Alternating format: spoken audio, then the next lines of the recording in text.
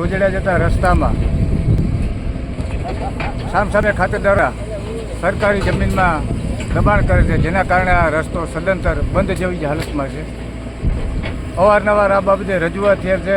ખાતેદારોને notice issue કરવામાં આવે છે અને મૌખિક રૂબરૂ સ્થળ મુલાકાત કરીને અગાઉ પણ મેં જાણ કરી છે, તેમ છતાં એણે આ દબાણ દૂર કરેલ નથી. એટલે વહીવટ તંત્ર પોલીસની સાથે રાખી અને ડીએલઆરના સર્વે દ્વારા માપણી સાથે સાથે હદ નિશાન નાખી અને આ દબાણ દૂર કરવાની કામગીરી આજે સ્ટાર્ટ કરવામાં આવેલ છે.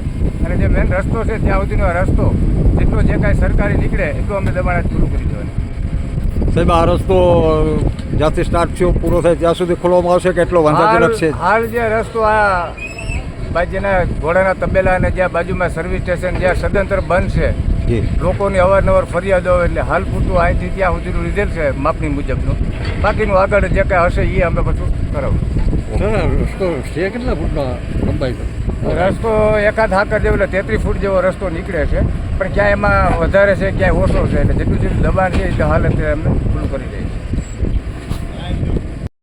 છીએ. રામભાઈ સાજણભાઈ ગોઢાણીયા, ગામ કુણોદર, તાલુકો જિલ્લો પોરબંદર.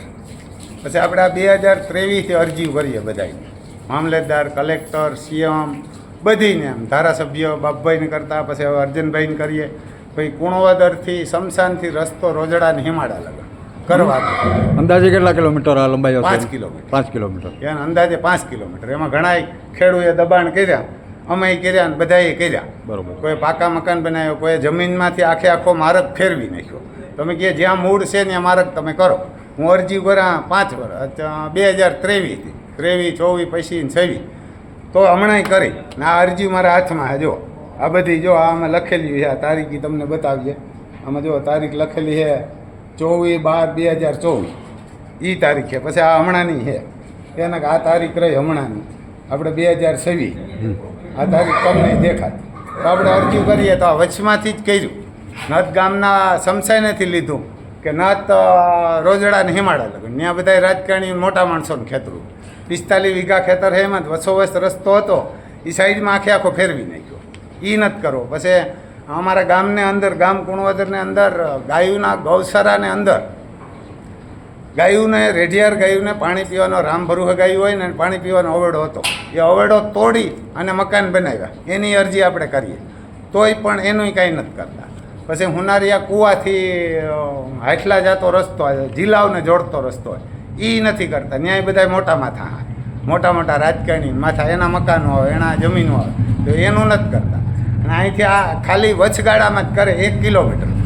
5 કિલોમીટરનો રસ્તો હોય કુણોદરથી રોજડા જતો હિમાડા સુધીનો, એમાં 1 કિલોમીટરમાં જ ડેમોલેશન કરે, બાકી ક્યાંય નથી કરતા. તો અંદાજા કેના ઈશારે થતો હોય એવું કંઈ તમને? હા, એ તો અમારે અહીંયા અમારા ગામમાં છે અર્જન દુલા અને હાજણ પૂંજા, એ 2 કરાવે. કારણ કે એની અરજી કરી, હાજણ પૂંજાએ 9મા મહિનામાં અરજી કરી તો 4 વાયટું લગ્ન જ કરવાનું અહીંથી 1 કિલોમીટર, અને 4 કિલોમીટરમાં નથી કરતા. અને 4 કિલોમીટરમાં અર્જન દુલાનો ભાઈ મુરુદુલા છે, એનું 45 વીઘા ખેતર છે, એમ વસોવસ રસ્તો છે રાજાશાહીનો, એ નથી કાઢતા. અને એને સાઈડમાં આખો ફેરવી નાખ્યો. નત ત્યાંથી ગાડી નહીં કરતી, નત મોટું વાહન નહીં કરે. વરસાદ થાય તો બિન દીકરીને હોસ્પિટલે લઈ જાવી હોય તો નથી જઈ શકતી.